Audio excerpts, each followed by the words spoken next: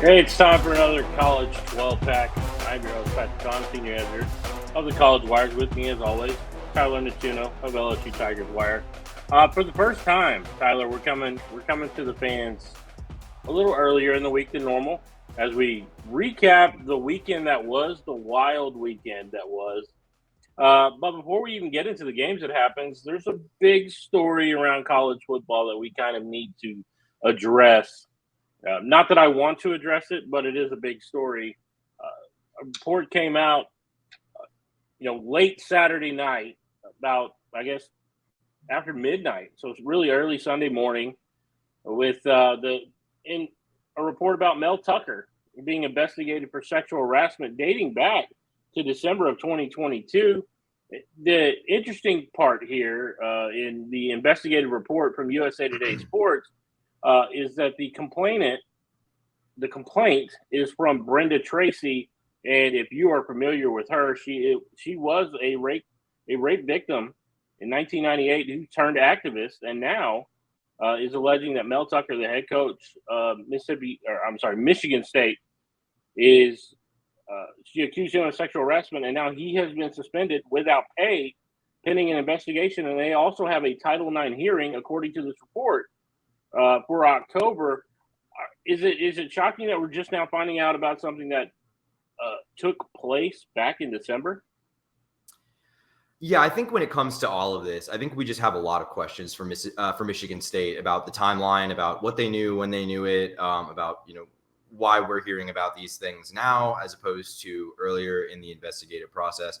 I mean, look, I think that, first of all, if you're not familiar, like you said, if you're not familiar with Brenda Tracy, she's probably like the premier activist when it comes to preventing sexual harassment and violence on college campuses with college athletes specifically. The accusations against Tucker are really bad here. It's hard to justify. Impossible to justify. Impossible to understand what was going through his head if it's true. And look, so it was initially reported when they would go to have that press conference yesterday that he was fired. That wasn't the case. He's suspended indefinitely without pay, like you said, which I expected because, spoiler alert here, they're going to try to fire him for cause and get out of that $80 million buyout. So to do that, they're going to need to wait until, the results of the investigation are finalized so they can sort of, have a united front when they go to try to make that move. So that's what I expect. That's how I expect this to end. That's what I think this is going. But for now, that's where we are.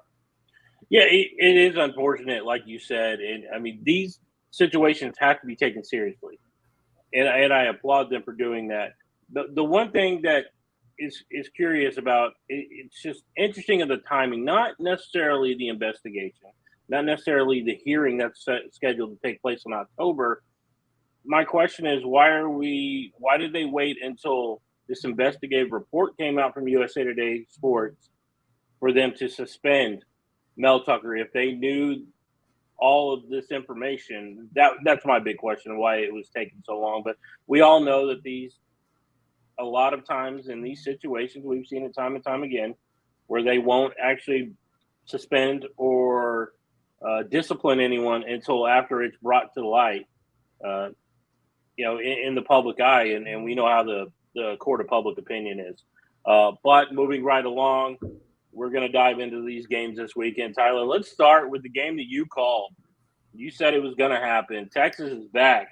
They beat Alabama in Tuscaloosa in a game that, Texas looked like they had control for most of the game. Third quarter, Alabama makes a rally, takes the lead, and then Texas just takes off again, dominates the fourth quarter. Quinn Ewers, 6 of 7, 135 yards, 2 touchdowns, both to A.D. Mitchell, who transferred in from Georgia. But really, you have to applaud Texas, and I'm really surprised at how inept Alabama looked on offense at times. Yeah, look, I'm just going to take my victory lap here for a second. Yeah, I did call this one with my bold prediction last week. I wasn't super confident in that pick, to be quite honest with you. But, Texas, I'll just say it. They're back. It's not even a joke anymore. They're back. The way they played in that game, Steve Sarkisian, I don't think gets enough credit for how good of an offensive mind he is. And with the weapons he has on that roster, he can really take advantage of the stuff he's able to do schematically. And it was something to watch against that Alabama defense. I mean, like you said, Quinn Ewers was fantastic in this game. And I think, they are a legitimate, going into the year, I thought they were the best team in the Big 12. I didn't really think they were a playoff team. It's time to reconsider that. This looks like it could be one of the best teams in the entire country. I think looking at the Alabama side, I'm not saying the dynasty is dead now, but I think this is yet another sign that we're starting to see, the end. Like the cracks are beginning to form. Alabama lost this game to a Texas team that had a lot of flaws. Like for how well Texas played and how much I thought they were the best team from start to finish, pretty much. They had a lot of mistakes in this game that gave Alabama opportunities to get back in it. Previous Alabama teams would have taken advantage of those. I mean, you kind of got the feeling like, oh, here they go. They're about to do it. They never did. And I think that to me is kind of a telltale sign that this might not be the program it once was. The quarterback situation was always the question, whether it was Jalen Milroe, Tyler Buckner, Ty Simpson, or one of the two freshmen that they brought in. Likely neither one of those freshmen were going to get the start. Jalen Milroe seemed like the best option, but I feel like he is a liability at the quarterback position. And ultimately, it cost them a game. They weren't able to put enough offense on the field, and ultimately we saw Texas win that game. And now the college football picture after 2 weeks, who knew Florida State and Texas were going to be among the teams that everybody's going to be talking about in the top four? Is it really early? Yes, it is, but we love talking about these things. So Texas is back in the playoff picture, or in the playoff picture for the first time. We'll see how long it lasts.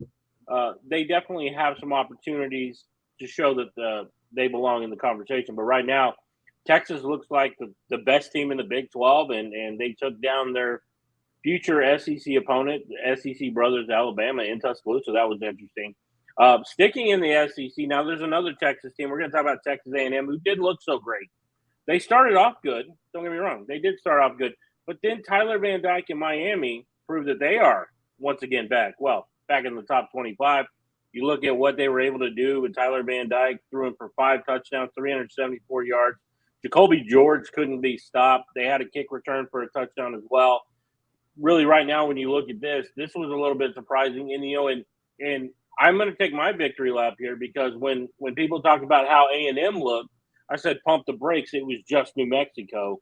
But when they had to go up against another Power 5 opponent in Miami, who we were waiting for them to come around as well, they proved that they were just better on this day. And really, you can go back and look at the way that Tyler Van Dyke played, and he really led this team and willed them to a victory. Yeah, I'll get to A&M in a second. I think looking at the Miami side, I mean, really impressed, honestly, with the way Mario Cristobal's team played in this game. I thought the offense was specifically really, really good, and Tyler Van Dyke was fantastic. A guy that showed a lot of impressive signs down the stretch in 2021, had a rough year last year with Josh Gaddis and Cristobal's first year. It looks like this offense is maybe taking a leap, though. I mean, took care of business against Miami, Ohio, week 1, like whatever, but beating this A&M team who, obviously, as we'll get to, has some problems, but I think that they're obviously still a very talented team. It says a lot for, I think, where Miami's at. It's something of a signature win for Mario Cristobal. I mean, we'll see how good of a win it ends up being when it's all said and done. But I think regardless, this is a team that you feel like you should have beaten last year. You lost to them last year. To get this win is a really big deal, I think. And then to look at the Texas A&M side, I mean, this just looks like the same old, honestly. I mean, the offense with Bobby Petrino, maybe he's calling plays. I don't know. But if he is, it's not really making a considerable difference. I mean, it still feels like this team's not taking advantage of the talent it has, with like guys like Connor Wigman and Evan Stewart. Wigman made a couple mistakes in this game. Just they're asking him to do a lot. It doesn't look good. Everything about A&M looked like the A&M team that went 5-7 last year, and that's pretty concerning, I think. Yeah, you look at it, and like you said, like I said earlier about last week and how they look. Yeah, they looked great against Mexico, but when it comes down to playing the premier talents, I mean, obviously, a team like Miami, who's talented, they had a lot of trouble with. And again, those mistakes add up. There wasn't much of a running game. They were able to run the ball a little bit, but it wasn't a sustained running game. Outside of Evan Stewart, I kind of felt like their passing game was mediocre at best. And so when you don't have those big play opportunities, this offense is going to hurt. They're going to struggle, and Miami showed it. And even when A&M had a chance to get back in this game, Miami ran away with it again. And that's why when I look at that game, I feel a lot better about Miami going into this game, and I still feel that way than I did about Texas A&M, and that the proof is in the pudding, as we saw. One team that I had a big question about is Notre Dame legit, and I have to say, yes, they are, based on what they were able to do against North Carolina State, even after that weather delay. But you know what? A lot of people are going to talk about Sam Hartman, but I think the stable of running backs is why Notre Dame looks like the real deal, and why they could be, making their push for the college football playoff this year. But it doesn't hurt when you have a quarterback of Sam Hartman's caliber leading the way. Yeah, no, I agree. I mean, I think we'll see how good NC State ends up being. But regardless, for Notre Dame, this is definitely a real test against a Power 5 team on the road, dealing with a lengthy weather delay. Those are all, it's all good things. That's adversity. You like to see the offense handle it. I mean, I think it's pretty clear that Sam Hartman takes this team to a level offensively that it hasn't been at in a really long time. I mean, I'm struggling to even think of the last time a Notre Dame offense had this kind of potential, just because of what he can do, where he can put the ball, those deep downfield plays. He really opens up the passing game a lot. And like you said, they have really good running backs too, with guys like Audric Estime. Like they've got, this is a really, really talented offense. And I think it's a little surprising, to be honest, that Marcus Freeman, a defensive guy, has put together such an promising offense at Notre Dame in year two. But it'll really be interesting to watch. I think this is a really good team, and when they play teams like Clemson as the year goes on, I think we'll really see how good they are.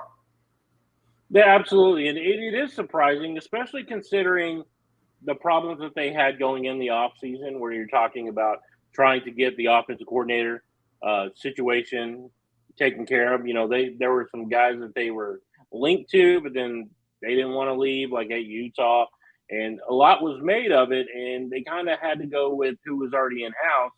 But it seems to have worked itself out, at least in the early going, and we'll find out as the games move on. Now, let's talk about the Oregon Ducks. They're a team that we expect a lot of. Now, they had to go to Lubbock, night game. Those can be kind of hairy when you're playing in Lubbock at night. Now, what they were able to do was get the win. They win this game 38-30, taking advantage of some mistakes. And I will say this: it took 4 years, but Tyler Shough finally led the Oregon Ducks to a road win. Yeah. I mean, I think, obviously it's hard to take moral victories and stuff, but I think for Tech, being 0-2 sucks in this situation, but I think that they're going to be okay under Joe McGuire. I think that this was an impressive game. I thought that they played pretty well, had real chances to win this game. Obviously turnovers from Tyler Shough kind of cost them at the end. But I think it was a good game, and I think I'll be interested to see what Texas Tech can do when they start facing Big 12 teams. I mean, I think week 1 was kind of an anomaly.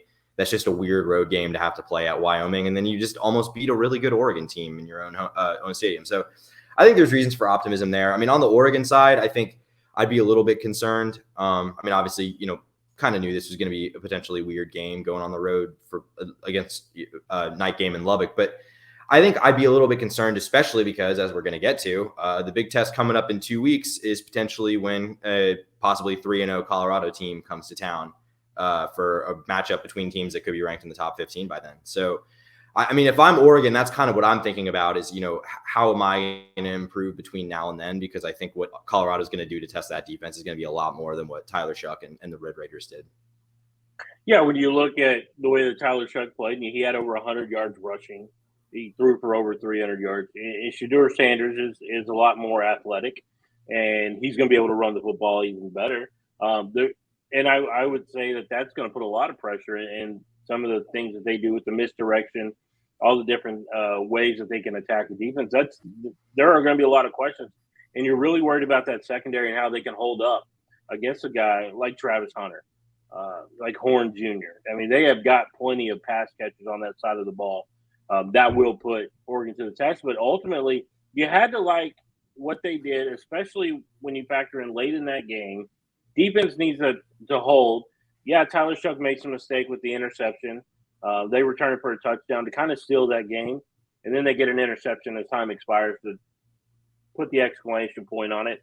They went into a hostile environment and won, so you really have to like that. And I agree. I think Texas Tech will be fine. I do think that they'll start winning some games, and especially in Big 12 play. Next week is pretty much a gimme game for them. So we'll kind of see how they operate. Sticking in the Big 12, we have Oklahoma. Now, Oklahoma was in a dogfight with SMU, which is a little surprising considering what we saw from Oklahoma's offense the week prior. They score 14 points early, and then they don't really score until the fourth quarter when the game got to 14-11. Defensively, I thought Oklahoma did a really good job of, just holding the fort down until the offense could take off. And then there was something on the sideline after the game that we're going to get to in a minute. I know you have some thoughts on that. But ultimately, looking at Oklahoma, I felt like last year this would have been a game they lost. But this year, it seemed like they were able to hold it down and ultimately get that win. The final score wasn't indicative of how close this game actually was. Yeah, I credit the defense. I think we've talked a lot preseason about how many questions we had about this defense going into year 2 under Brett Venables. And I mean, we don't know quite yet. SMU obviously a team that lost Tanner Mordecai to the transfer portal and stuff. So not exactly running it back, but a team that we expected would be pretty good on offense. They kept them in check, held them to 11 points. That's all good. I think, like you said, the offensive performance kind of left a little bit to be desired. I'm interested. Dylan Gabriel had 4 touchdowns in this game, but he also wasn't like super efficient. In week 1, Jackson Arnold, a former 5-star they've got, his backup, was like 11 for 11, looked really good. So curious if they, maybe a space to watch if they continue to have some offensive struggles against better teams. But yeah, I mean, that's kind of, I thought it was an overall pretty impressive win. It was a pretty impressive win. Now, the thing on the sideline I wanted to that we were referring to, Art Briles, decked out in Oklahoma gear, was on the sideline after the game. The athletic director obviously didn't like it, and he said it will be addressed. The head coach says it will be addressed. And if you didn't know, Art Briles is the father-in-law of offensive coordinator Jeff Lebby, and he ultimately said, "Hey, this is my kid's grandfather. They're going to have him around." But to me, it doesn't really sit well to have Art Briles known for what he's known for. At Baylor, being on the sideline at a game, and obviously a lot of people took offense to this. Yeah, I mean, look,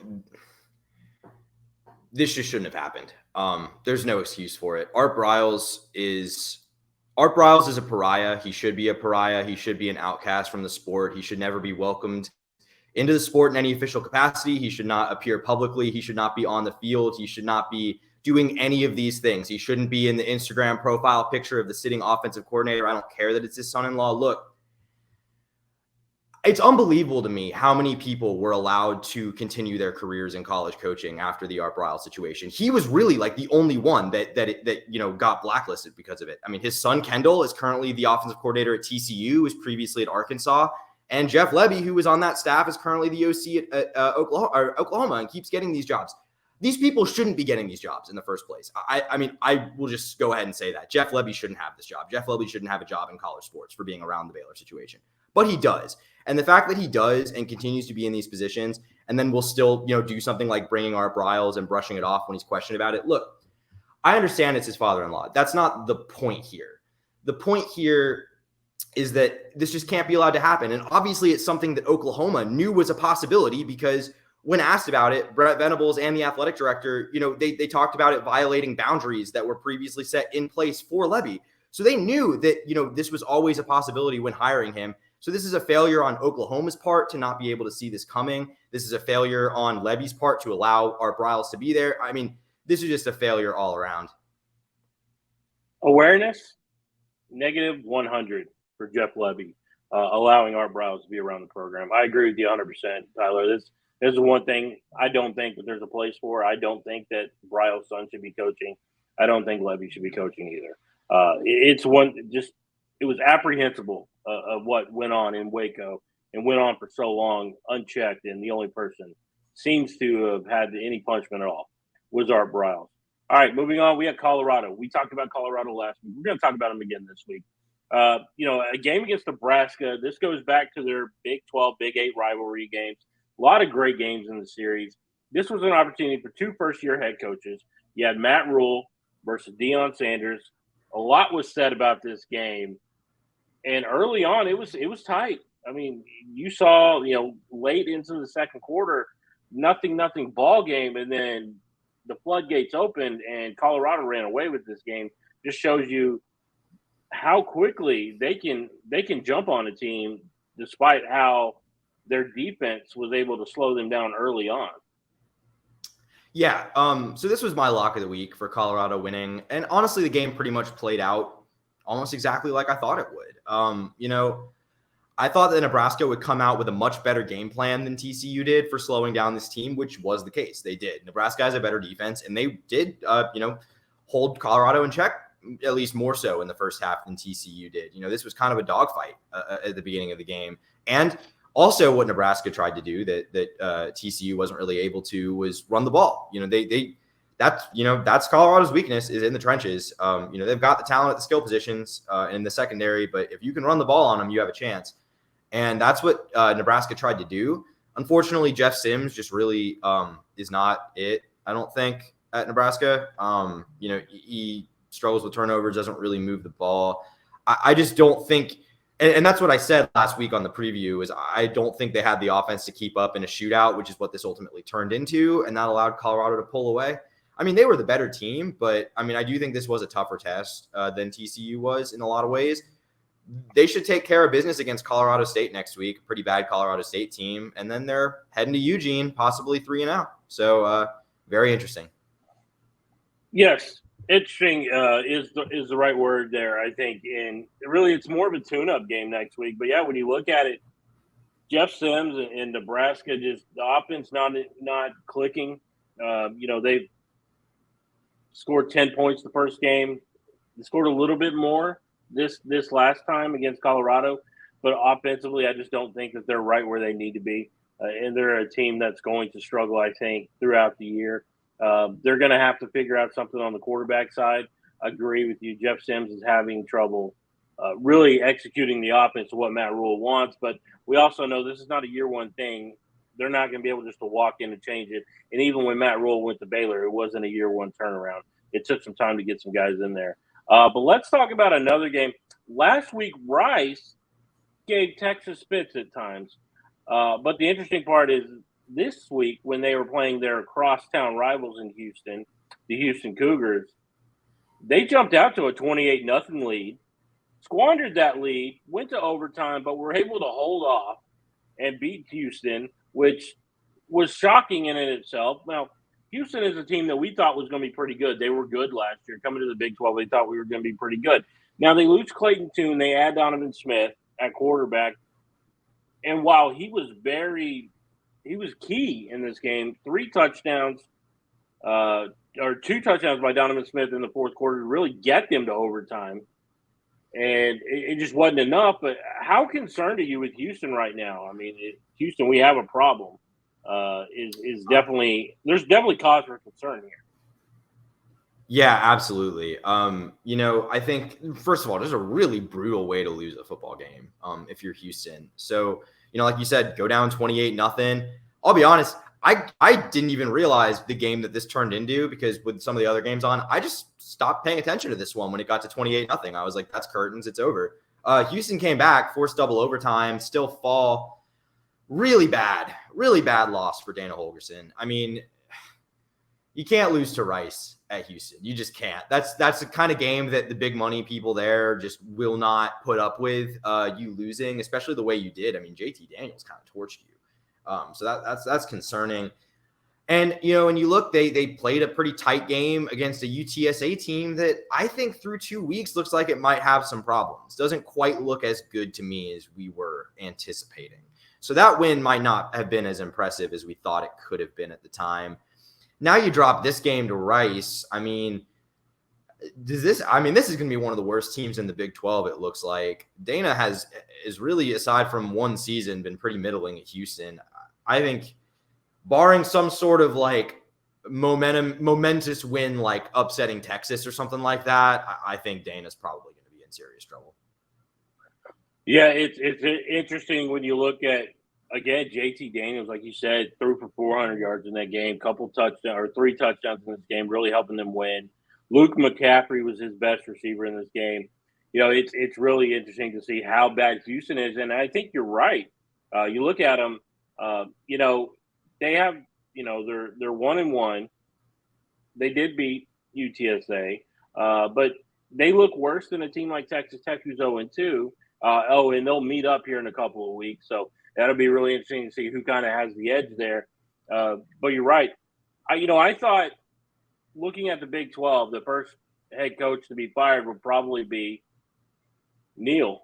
You look at Neil Brown and the way that things are going at West Virginia. He got a big win, obviously, against Duquesne, but maybe Dana should be more worried than Neil Brown, and we'll see that matchup coming as well. So it'll be really interesting to see. But kudos to Rice for pulling off that win against a Power 5 opponent.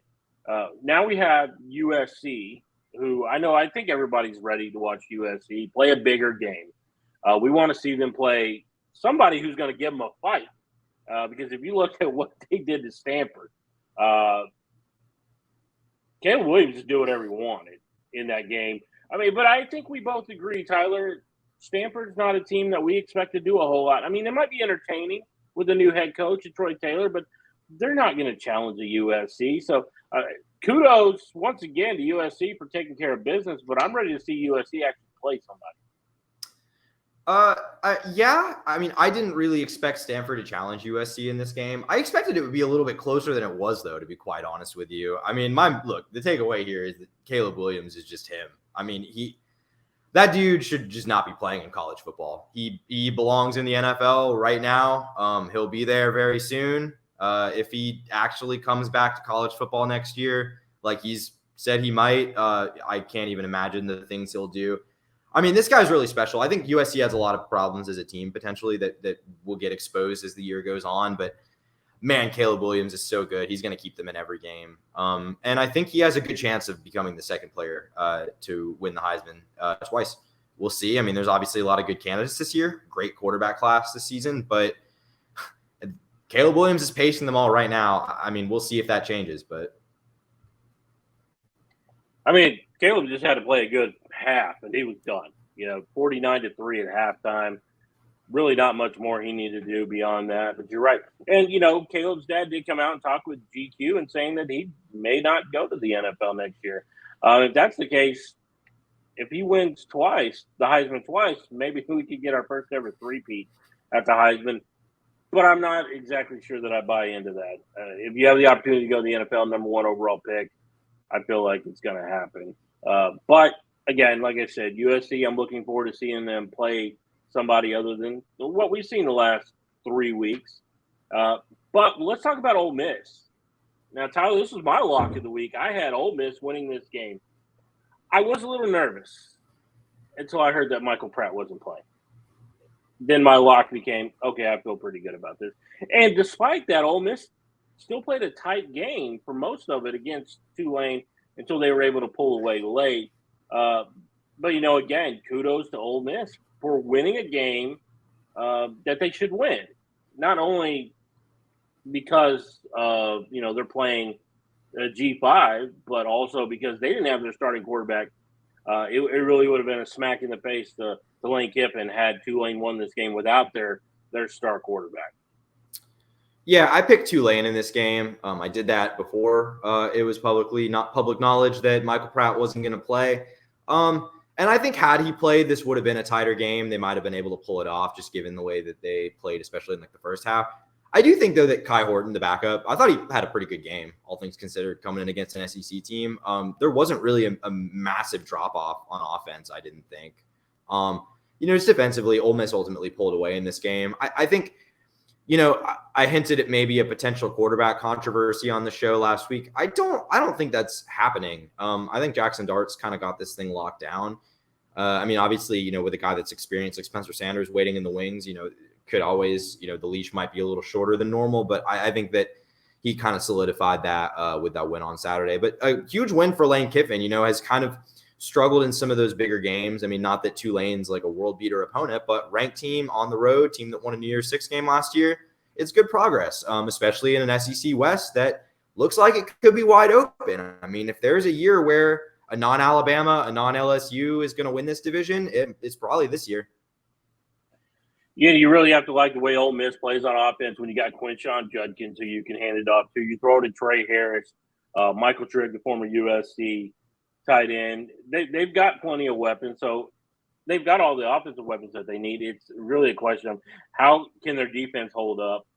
They did hold up in this game, and we'll see as they get into that SEC schedule and playing in the Alabamas, the LSUs, and see if they can hold on to that. But once again, Appalachian State's given North Carolina all they can handle and more. Another overtime game with the Tar Heels. However, North Carolina was able to hold them off once again, but it almost feels like eventually North Carolina and some of these other big schools are going to stop wanting to schedule Appalachian State, considering the fact that they always give these teams trouble. Yeah, you would certainly think at some point.